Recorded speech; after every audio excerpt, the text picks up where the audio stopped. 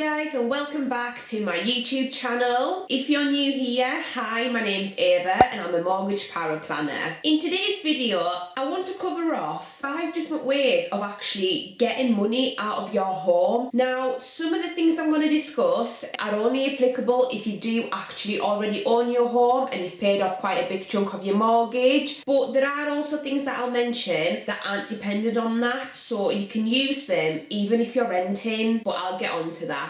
Before I start, I just want to do a quick disclaimer in that some of the ways that I'll be discussing in this video do involve extra borrowing, which could mean that your home is repossessed if you do not keep up with the monthly repayments. So make sure you always do your research and you only do what you can actually afford.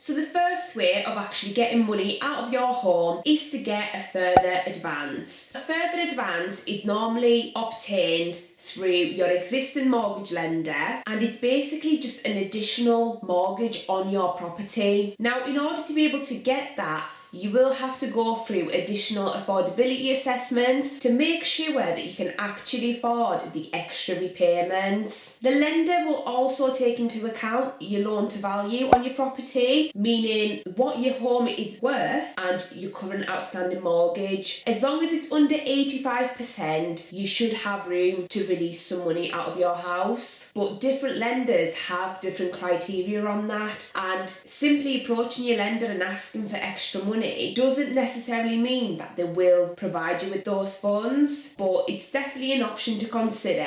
And this is where talking to an experienced mortgage advisor will really help you, as they will ultimately be able to let you know what your options are and whether a further advance is the best one for you. Now, the second way is to remortgage at a higher amount. So let's say you've approached your current lender and they've turned around and said no. For whatever reason, they've come back and said no, which does happen quite often. Now, you may want to look at remortgaging your existing mortgage and simply asking the new lender for a bit more. So what would happen in effect is you could approach an independent mortgage advisor who can have a look at the market for you, see which lender would actually be keen to lend you the amount that you're looking for, and you could be in a position where you're able to repay your existing lender and take out a mortgage with somebody else. Now, that mortgage, as I mentioned, would be for a higher amount, which will then give you the money that you need. And as mentioned before, your normal affordability assessments will still take place, just like with a further advance. So it's not a done deal. There may not be a lender that's willing to lend you that extra money. It all depends on your circumstances, but it is an option to obviously, as I said, consider. The third option is second charge lending. Now, I won't go too much into second charge lending, primarily because it is a lot riskier, and to be quite honest, a lot of lenders out there don't actually allow second charge lending on the property that they've got ownership of. So if you currently have a mortgage with one bank and then you approach them for a further advance and they turn around and say no, you may want to consider second charge lending, whereby you approach a separate bank for that extra amount that you're wanting to borrow, and what they do is they put a second charge on your property so that if you don't keep up with your repayments and your property has to be sold to pay off the mortgages, the first charge lender, which is your first mortgage provider, they will obviously have their loan repaid in full, and then anything left over from that will then pay off the second charge lending, and if there's anything left after that, that will obviously go back to you. However, in those circumstances, 9 times out of 10, because of the way banks dispose of the property, normally at auction, they actually don't get that much money for them. So what you may find is that your second charge lender doesn't actually get repaid because there isn't sufficient funds, and the first mortgage provider is always the first in line, hence the term first charge. Now, in order to protect themselves, second charge lenders do charge much higher interest rates, which make it quite an unattractive proposal and probably not the best way of actually obtaining extra money, as what you may find is that getting a personal loan to raise the funds you require may actually be a lot cheaper and safer from your point of view, because you don't have to secure that on your property, than a second charge mortgage. And as I mentioned before, your current mortgage provider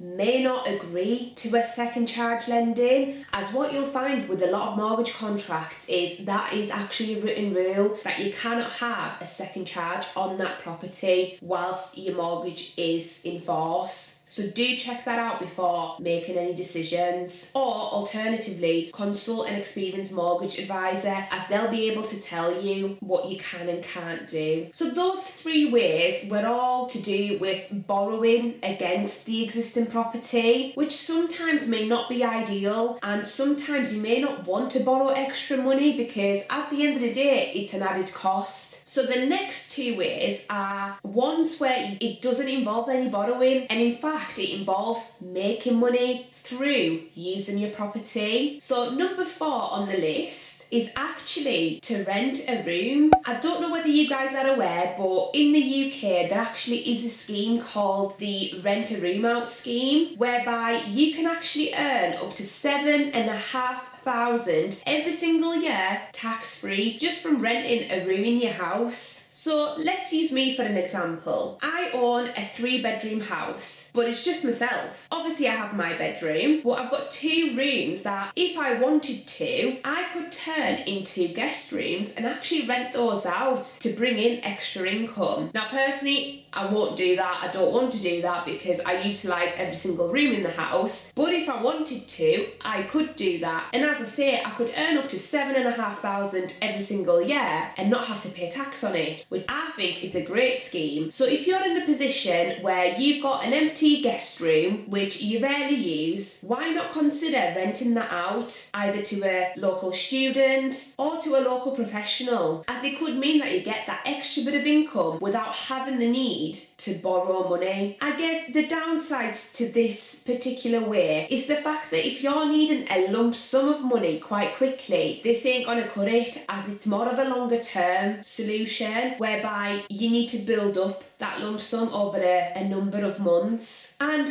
you also have the fact of a stranger living in your house, which I personally wouldn't be comfortable with, hence why I haven't utilised the scheme. So you just need to figure out your own circumstances in order to figure out what the best course of action is for you. But it's good to know that obviously this is an option. So just a couple of pointers on this scheme as well. The first one is the fact that you can use it if you run either a B&B or a guest house, so it's very inclusive. And you can also use it if you rent your property, so you don't actually have to own your own house. If you're renting from, say, a private landlord, you can actually still take part in this scheme. The only thing is you must check with your landlord, as I know that certain tenancy agreements could have a clause in them where they actually forbid you from subletting the property, and you could find yourself in a bit of bother if obviously your landlord then finds out that you have been renting a room out and getting income from it. So just always run stuff like that past your landlord, just so you don't find yourself in breach of a contract, as that can get really messy. Okay, so my final way of trying to get money out of your property is to list it on Airbnb. I'm sure a lot of you have already heard of Airbnb, whereby you can actually go online and find a property anywhere in the world. So they are normally privately owned properties whereby the owner just lets it out as and when they can, and then you as a customer can just go in, book your whole property or book a room, and to be honest, it normally tends to work out cheaper than booking a hotel. So on the flip side of that, if you're someone with a property, whether it's your home or whether you're lucky enough to have a second home somewhere, you can actually utilise Airbnb to suit your own schedule. So let's say you go on holiday for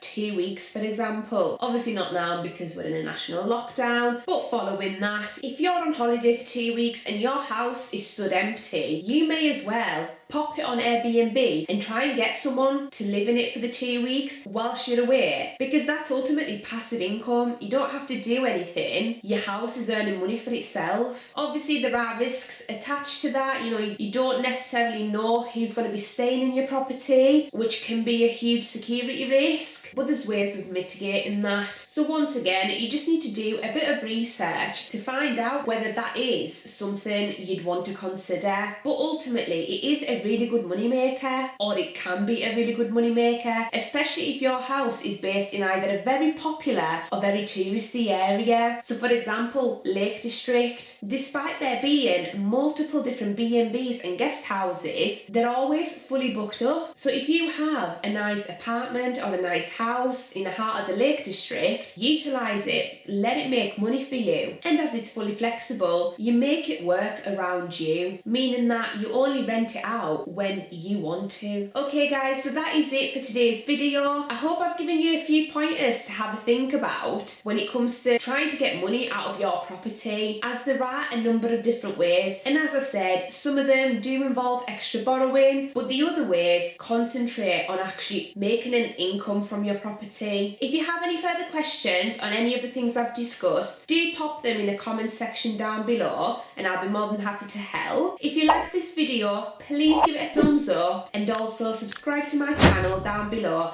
as it really helps me to grow. Thank you for watching, and I'll see you guys on Friday with a brand new video. Bye guys!